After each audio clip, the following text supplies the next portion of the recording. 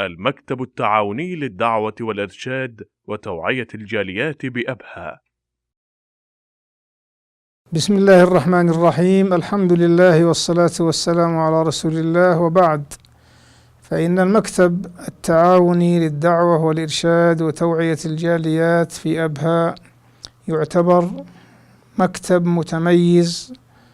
اطلعت على برامجه وعلى نشاطه، والتقيت بالإخوة القائمين عليه، ونسأل الله سبحانه وتعالى لهم العون والتوفيق.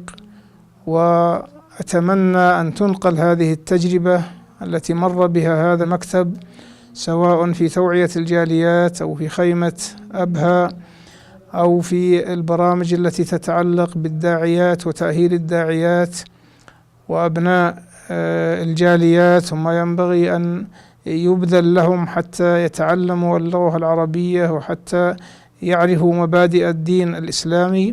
لا شك أن هذه برامج متميزة نوعية يسر الإنسان إذا اطلع عليها، وأتمنى أن يتطور العمل في هذا المكتب وفي برامجه، وأن تكون له شراكات واسعة مع الجامعات، مع المؤسسات، مع وزارة التعليم، وأن يحرص كل الحرص على جذب الشخصيات المتميزة في المجتمع، سواء كانت في المستويات الرسمية أو حتى الشخصيات البارزة في المجتمع التي لها جهد وتأثير في المجتمع، لأننا في المملكة العربية السعودية أسرة واحدة.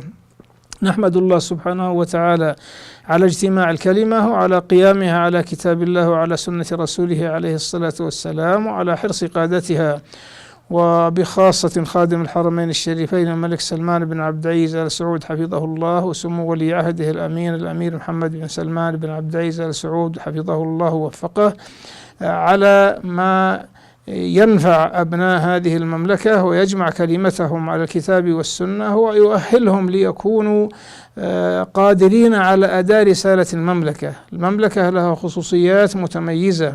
منطلق الإسلام فيها قبلة المسلمين، مكان حجهم، قامت على الكتاب والسنة، تخدم الحرمين الشريفين، تخدم الإسلام والمسلمين، بل تخدم البشرية أجمع.